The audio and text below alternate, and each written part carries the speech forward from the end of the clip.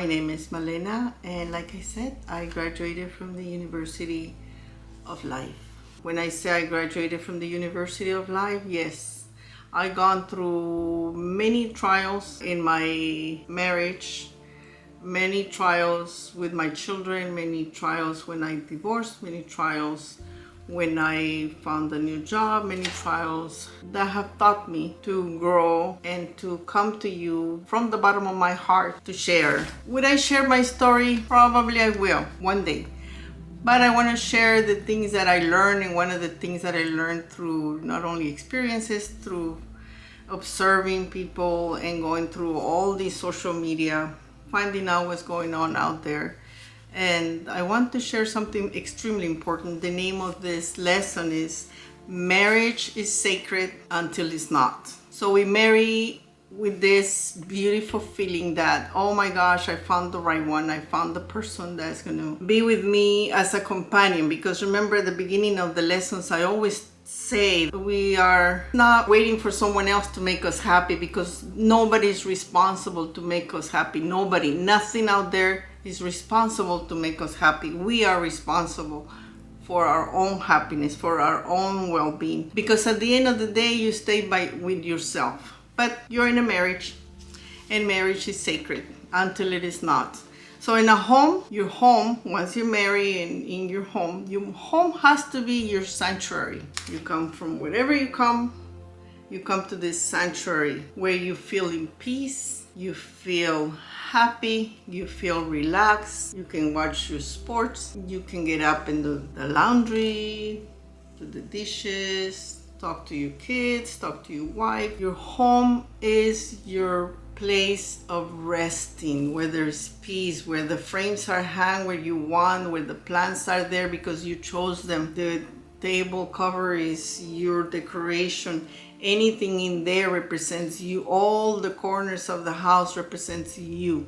You is your sanctuary, right? And it's the sanctuary of your partner, right? It's not like only yours. This is now you're sharing. It is where you rest your body, where you rest your mind and your spirit, right? You give and you receive. You give and you receive, right? You respect and you get respected. This is the place where you do not raise your voice to get what you want to get, where you don't act angry to manipulate the other. You respect and they respect you. You guys have a mutual understanding of the likes and the dislikes of each person. You have a mutual understanding of their feelings. You have a mutual understanding of their childhood wounds. You have a mutual understanding of their background, of their career, of their likes and dislikes, their hobbies, their time by themselves. You have a mutual understanding and you respect that. You each are a couple, yet you are individuals. Each individual has likes and dislikes, have hobbies, have friends, have things to do, places to go, and they come to their sanctuary together. Nobody controls anybody, right? You trust and get trusted. You're in your sanctuary and your companion can trust you.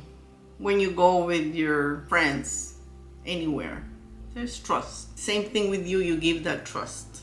It can never be a one-way street, because in your sanctuary, you trust, you get trusted. You don't have that anxiety about the phone. Oh my gosh, why he has the phone with this password, and what is he looking at, and why did he like someone in Instagram and blah, blah, blah. No, it's an open communication, trust on both sides. Oh, he didn't add me to social media, whatever. Trust as much as he or she trusts you, right? And that is a completely different lesson on trust. And then you make mutual plans. Mutual. We're going to go on vacation next month, but it's mutual. Both of you kind of agree and enjoy and are excited about that plan. You make mutual plans, right? There's a balance. When we're talking about the balance, you make mutual plans. That's your sanctuary. I'm talking about the things that are in the sanctuary, in a good marriage, in a good living situation with your partner. And the chores of the house are divided, right? They are divided. Doesn't matter who does that, what, but they are divided. You don't see one person doing all the cleaning and the cooking and the other one chilling on the sofa. There's a disbalance, because remember, I was talking about the balance of life. It's so important that you have a balance. So important that you are able to have a balance of the things that need to be done at the house, right? The laundry, the folding of the clothes, the hanging of the clothes, the sweeping, the mopping, the cleaning, the going to buy groceries, going to take out the trash, cleaning the yard. If you live in an apartment, making sure that everything is clean and organized, and you guys go to the market together or not together, but each one helps, right? Unload the things from the car, bring the bags into the house, put the food away into the refrigerator. Everything becomes like a melody, you know, when everybody's doing something. The other weekend I passed by this house and I literally parked like a weirdo, looking at this family that was outside their yard, and it looked like the teenagers were cutting the grass. Another teenager was picking up the leaves, and someone else was just picking up trash. It was the most beautiful thing I ever seen. I felt like filming them. That is a family with a balance of helping or being part of the family. You see, you don't leave everything to just one person. Oh, but I work. She doesn't work or he doesn't work. There is always balance. There's so much to do at home, believe it or not. And it has nothing to do with 50-50, nothing. You are an individual with hobbies and separate identities, right? Yet you are together. So the separate identities doesn't mean that, oh, you guys do whatever you guys like. You have that mutual respect. Babe, I'm gonna go out. I have to go pick up this. I'm gonna go here. I'm gonna go there. Oh, why do you have to tell him where you are? Well, you guys live together. You do have to tell each other, where are you going? Why? Not because of control, mainly because of respect and safety. You guys have that safety, respect, trust going on that is so natural that it flows to the benefit of both, right? However, when I said marriage is sacred until it's not, unfortunately, it is very important that you know when you are in the wrong place, and you do have to find help.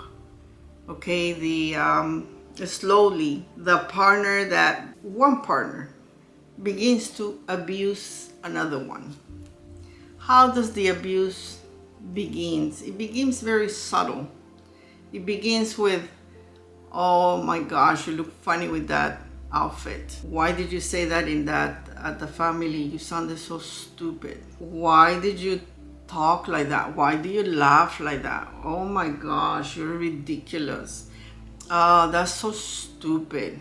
I don't even know why you talk like that. You know, like you know what I'm saying? The person that's abusing, start hitting this person with their insecurities, you know. Start putting insecurities in this person. That dress doesn't look good. That pant looks ridiculous. Why you walk like this? Why you stand like this? Why you sit like this? Why you laugh like that? Why you cry like that? Why you eat like that? Why did you like that food? Why didn't you like this place?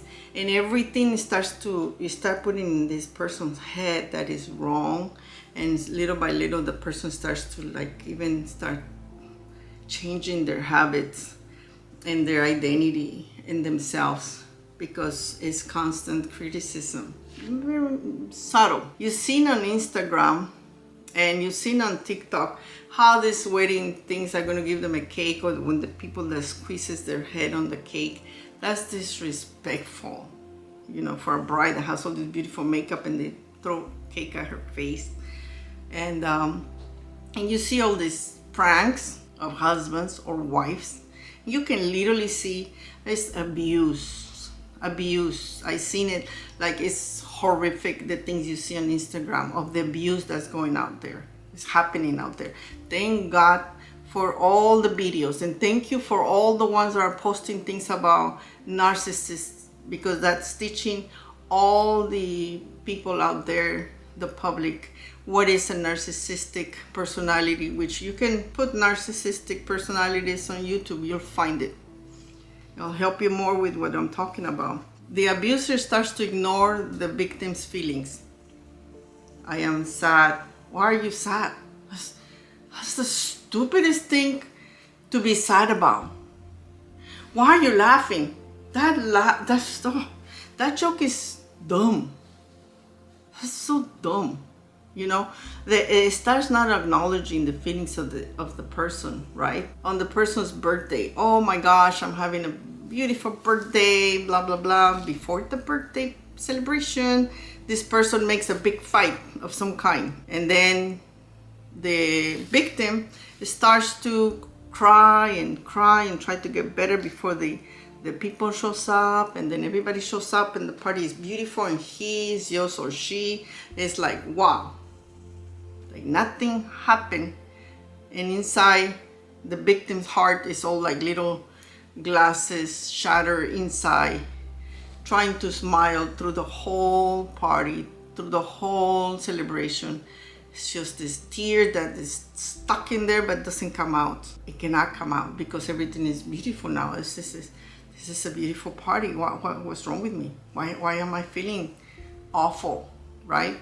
The abuser already kind of screwed up your day or your plans just to make sure that you feel like whatever, like dirt before you start your nice celebration, right? Or the opposite.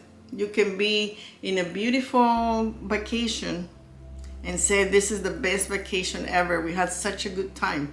Before you get in the plane back to your destination, they break a gigantic fight of any kind. Because remember, people who act angry are very good manipulators. Anger is a form of manipulation. So when little babies, they throw this gigantic tantrum on the floor, they're manipulating mom to give them something. They grow as an adult, and now I'm angry. What happened? What did I do? Don't talk to me now until I get better. You know what you did. Blah, blah, blah. Right? You know what you did. You did this. You didn't cook the correct food. You didn't put the correct outfit. You make me look embarrassed. You make me look stupid.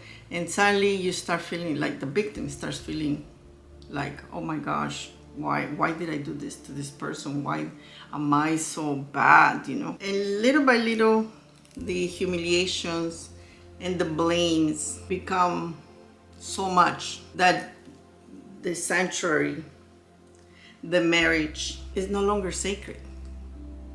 However, the victim feels like, oh, this is my marriage, my children, I have to save this, something's wrong with me. He's been saying, or she's been saying, that I am such a terrible person that I have to change, I have to do something. So the victim continues to change, continues to stop wearing, let me cover, oh, this is showing, oh my gosh, let me cover this, right? The person starts changing who they are. Oh, I don't like you wearing jewelry. Oh, I'm not going to wear jewelry anymore. Oh, makeup. Oh, no more makeup. You look beautiful without makeup. Okay, I'm not going to use makeup anymore. Oh, I'm not going to call that friend because that friend, she's a bad influence. I shouldn't go to my mom. She gives me bad advices. I shouldn't go to my sister. She's so always gossiping. Oh, I'm going to keep away. I'm going to stay just with him or with her so I have no problems. That's isolation. You begin without noticing, the victim, begins to isolate with fear, stay alone.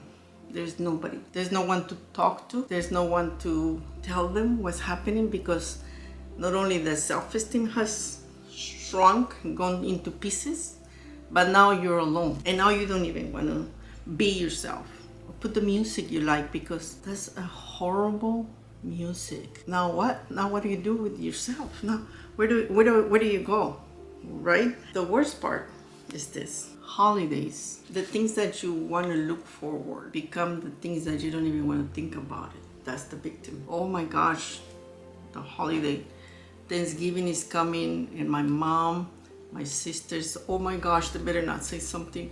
And you go running to the sisters, say, don't say I was here with you because they're going to get angry. Please don't say I went to the store with you because they're going to get angry. And then suddenly, you start kind of, the victim starts to hide things from the abuser. Starts hiding.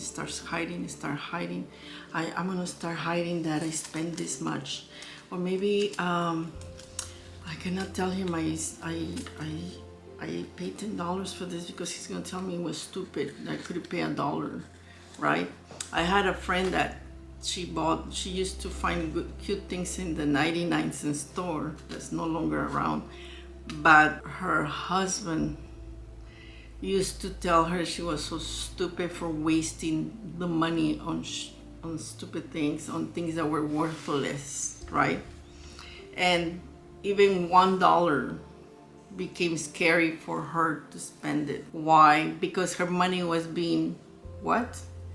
Controlled. Remember I said in one of my lessons, nobody can control your money, but in these relationships, when you become part of an abusive relationship, where you're no longer you, where you're slowly being like your light starts to be dim. You can see, if you have a family member or friend that's a victim of domestic violence, you will see that they used to glow and then suddenly their light has dimmed, that their eyes, their smile, they are no longer the same. They don't dress the same. They age. They're 30, they look 40. They're 40, they look 50, right? And you start seeing this like a flower that is not watered, like a plant that nobody waters, just there. That person being gaslighted, being told several times, I didn't say that. I never said that. When they said, the abusive said it to your face, the abuser will start telling you things. Oh my God, you're stupid, you're dumb, you don't know what to do, you don't know how to think, you don't know how to write, you don't know how to speak, you don't know how to dress. And then you tell them one day, you know what, I'm sick of you telling me that I don't know how to do this, I don't know how to do that, I don't want you to be telling me this. And then the person, the abuser, tells you, what are you talking about? I never told you any of that, ever, right? So the victim starts to believe that, oh, wait a minute, I could swear he told me or she told me this, right? So the person starts doubting themselves, starts doubting, maybe he didn't, maybe she did, maybe he didn't. You know what? They did say all those things, but the victim begins to get confused. In the biggest form of gaslighting, right? They start making you feel that you're the crazy one. They start not only making the victim feel that they're the crazy, but they also start letting other friends, this person is crazy. This person has anger management issues. This person cries for no reason. This person is dramatic. This person gets angry easy, right? So not only do they start spreading rumors about the victim, right? But the victim begins to withdraw into a world of loneliness, fear, and more fear, and more fear, and more fear. And suddenly this person just melts into nothingness. And their home becomes the scariest place to be. Place where you can't do much, because any movement, anything you say, anything you want could cause a big problem, could be a cause for a big problem.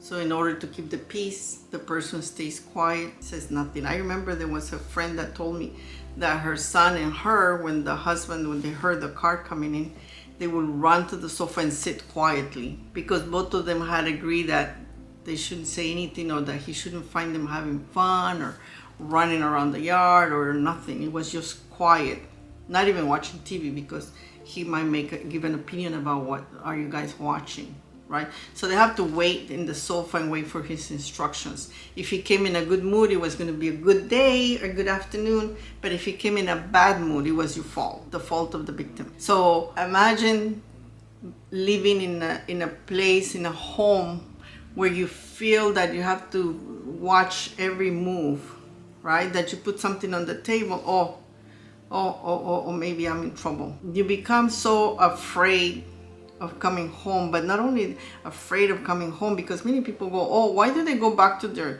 their victims? Why do they stay? Why do they stay in that bad environment? But wait a minute, let me tell you what happens. It not only is that emotional abuse of them controlling your money, the way you dress, who you hang around with, who you don't talk to, isolating you, controlling your money, and the way you dress and the way you are and the way you talk and the way you eat, whatever. It's not only that. Sometimes they just come and hit you once, but the victim is already broken, right? So the hitting makes sense. Why it makes sense?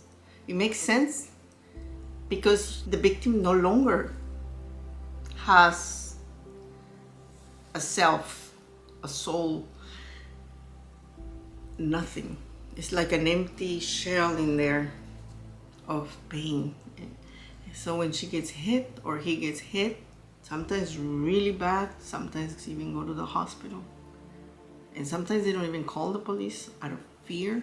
They justify, oh my gosh, yes, I deserve it, you know? And nobody deserves it. But let me explain to you why many women stay, not only because of the fear, right? The fear, or the men stay because of the fear. No. There's a circle of violence. This is the honeymoon. Everything's beautiful. We went to the movies, we kissed, we hugged. Honeymoon. Tension builds. The explosion, the beating up, the emotional abuse, right? The courtship. I'll never do it again, my love. Oh my goodness, I'm so sorry this happened. I am so sorry. I will never make you do this to you, I promise. Honeymoon. The honeymoon. Honeymoon. Tension builds. Explosion. Courtship. My love, this is the last time. I don't know what I was thinking. I'm the stupidest in the world. How could I not value you? How could I not see that you're the best in the world? How can I not see that you do everything I say? This is the worst. Please don't leave. Please don't leave. This is awful. I will kill myself if you go. I will die. I will commit suicide. Don't do that. And then the person goes, oh my God, I'll commit suicide for me? Oof. Honeymoon. Honeymoon stage. Honeymoon. Beautiful. And let me tell you, the honeymoon stage is really a honeymoon stage. They give you gifts, they take you to the restaurants you love, they take you to the beach, they take you to the park. It's like floating in the clouds. It's beautiful. Oh my gosh, it's beautiful. Beautiful. Tension builds. You did something wrong. You said something dumb according to them. You put a dress they didn't like or an outfit they didn't like. The explosion. They hit you. They take your money. They make you cry. They cheat on you and blame it on you. They leave the house without you telling you where they are. It's your fault. They go and sleep in the sofa. They don't sleep with you. You feel like, oh, the victim says, I'm leaving. That's it. I can't take it anymore. You start getting phone calls. And then this person goes, ooh, courtship. I'm not going to do it again, my love. La, la, la, la, la, la. And they have all this. They're so good at telling you that they'll never do it again. Not only that. Oh my gosh. They can even lose weight to a point where they look so fragile that they're gonna die in a minute if you leave them. And you feel sorry for them and fearful for them that you go to the honeymoon stage that takes you to the clouds. But what happened to the victim during this entire circle? That why does she stay and why does he stay? Because the victim became codependent to the abuse.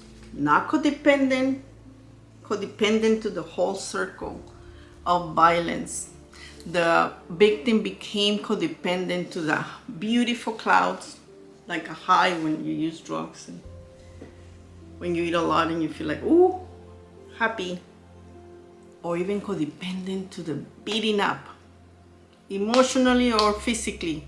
You become codependent to that because you felt like you, as a child, you were worthless. And then he came and made sure you knew that you're worthless. Now your value is like zero, and you think that someone outside yourself is responsible to make you happy, right? You have forgotten all the love about you, the victim, and that codependency is so strong and so dramatic and so hurtful and so damaging to victims of domestic violence who have lived with a narcissistic abuse of a person. It is a very long recovery to come out, to be able to not be codependent. You can go to therapy and suddenly you go to another relationship and you find out you're in another domestic violence relationship and another one. And then suddenly you lose faith because you say there's no way I'm gonna find a good person because they all suck, right? No, when you're the victim of domestic violence and your house is no longer the sanctuary, your marriage is no longer sacred, there is resources. There is lots of resources. There is hotline for domestic violence. You can see it on the description below. There's telephone numbers you can call. You can get also restraining orders, shelters.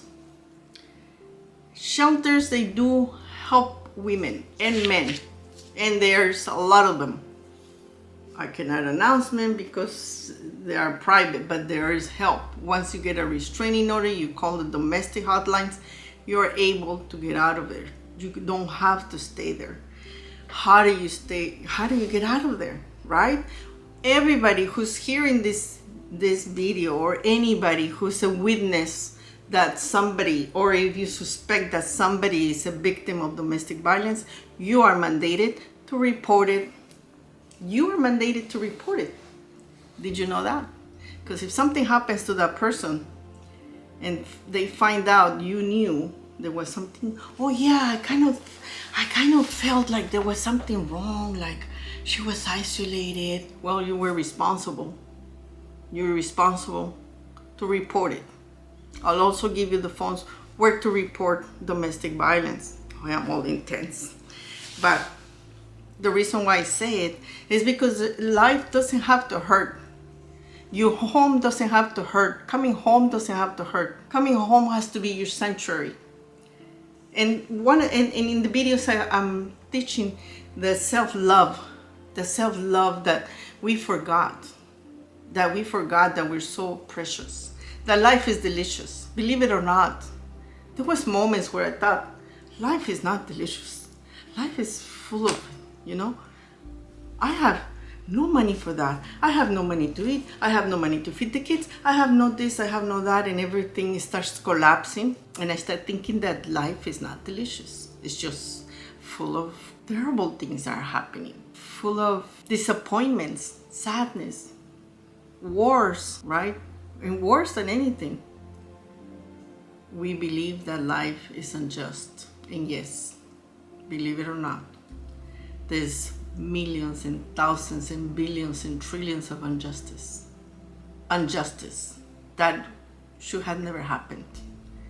But we can prevent them by getting ourselves informed, getting ourselves knowledgeable of where are we, why are we here. Please watch the videos of narcissistic abuse.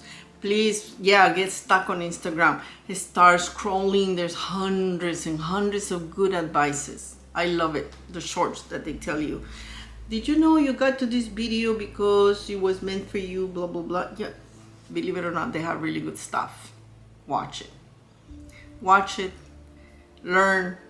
Memorize. Practice. Change.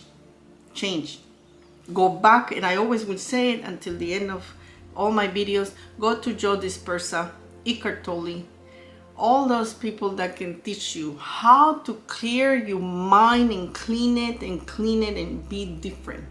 How not to allow those, and are you able to see when the bullet is coming your way, the bullet of abuse coming your way, when they slowly say, oh, I don't like that. Are you going to the party like that? Are you going to dress that way? Why don't you pay 50-50? Why don't we blah, blah, blah? No. You're able to see it because you already changed.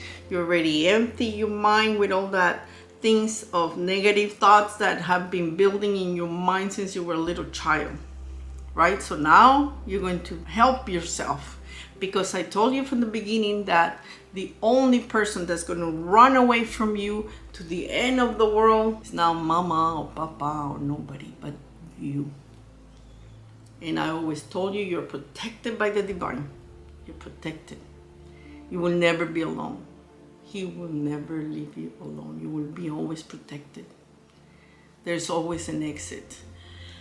And if home does not feel like home, like a sacred place to come, you have the choice, you have the help, the resources to leave. And you can watch this video over and over again to find out if you're a victim of domestic violence. Do you listen to the music you like at home, loud? Or is there someone that turns off the volume and says, ugh? Yeah, in a marriage you can agree to disagree.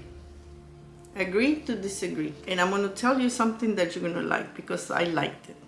I joined Amway one time, and I went to this conference in Las Vegas, and all these people came in, from all over the US. But one of the things that warmed my heart during that conference was there was hundreds of marriages of couples that were married. And we spent 5 days conference, right? But the respect that the husbands and the wives had for each other, the way they spoke to each other. I said, yes, there is beautiful marriages out there. There is amazing husbands, amazing wives, there's amazing couples, and yes, there is happiness out there. And there's beautiful marriages out there. And that built my trust, built my faith in this life. Yes, there's happiness, and yes, life is delicious. And that week I felt life was delicious because God was allowing me to see these beautiful couples that I will always cherish that conference, because it gave me another perspective of those amazing marriages. That, because don't think I was just like, oh, everything's nice. No, I was literally observing.